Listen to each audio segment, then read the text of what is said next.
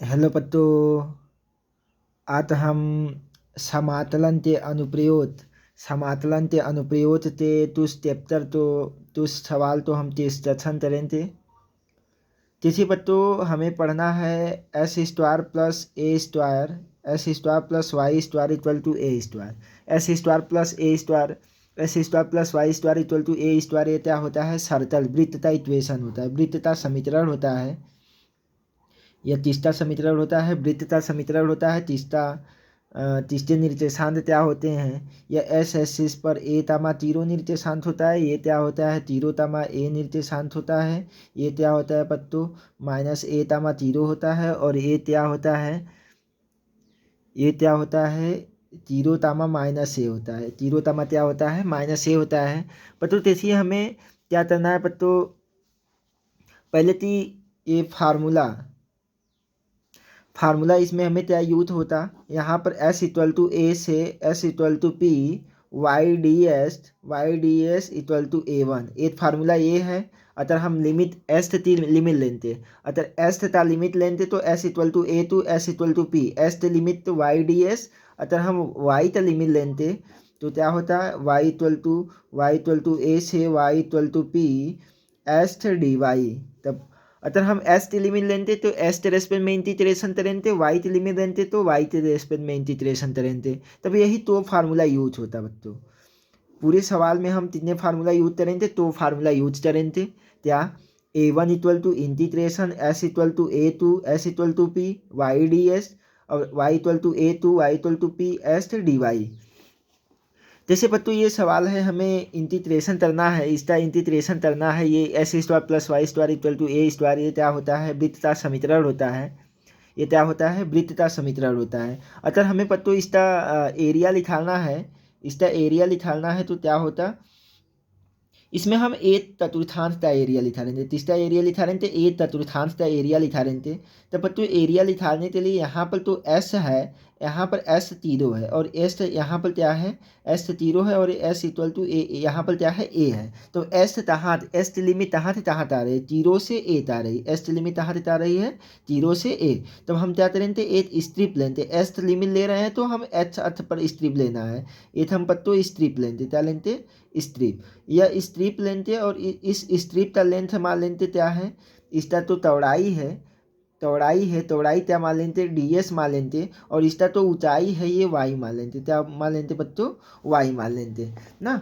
तब यहाँ से बच्चों देखिए इसको तो स्ट्रिप होता, हम एस लिमिट लेंते, एस लिमिट लेंते तो स्ट्रिप कहाँ पर लेंते? एच हथ पर लेंते। तब डी एस होता और वाई होता है था। तब पत्तो वाई तहाँ से लिखा लेंते, हम वाई तहाँ से लिखा लेंते तो इंटीग्रेशन हम A one equal to formula लगाएंगे। A one equal to S equal to zero से एस इक्वल टू ए और वाई डी एस। क्या बच्चों? Y D S.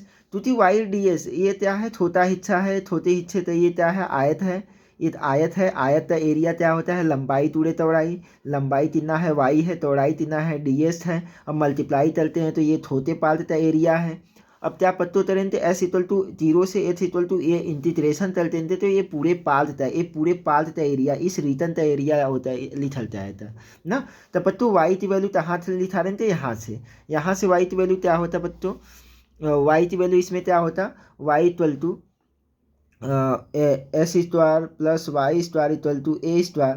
तो वाई स्क्वायर इक्वल टू क्या होता है? तो पत्तू A square minus S square. तो यहाँ से पत्तू क्या होता है? था वाई इक्वल टू रूट में A square minus S square.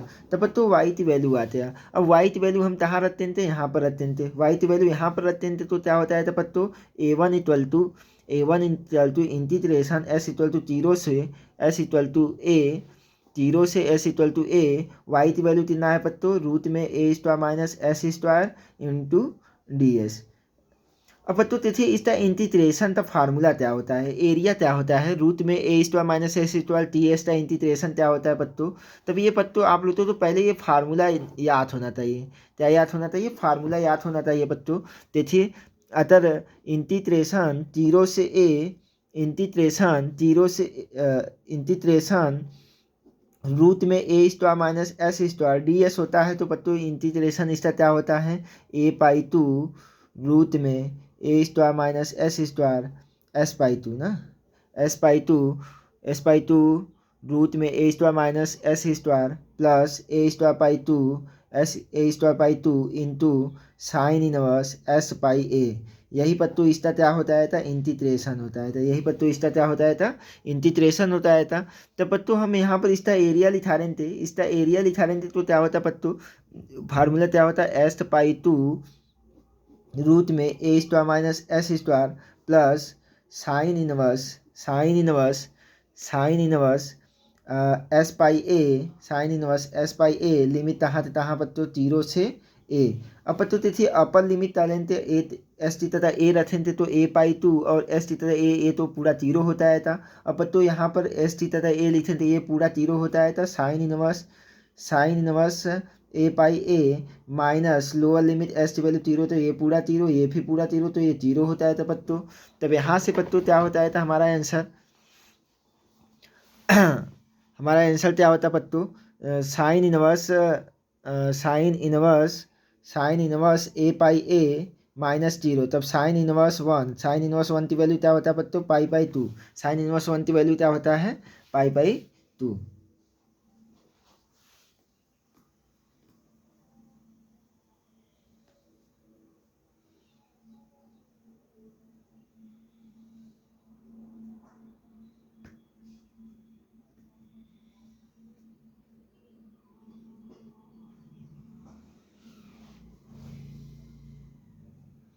यहाँ पर तो ए स्क्वायर पाई 2 होता है, सॉरी यहाँ पर तो होता है ए स्क्वायर पाई 2,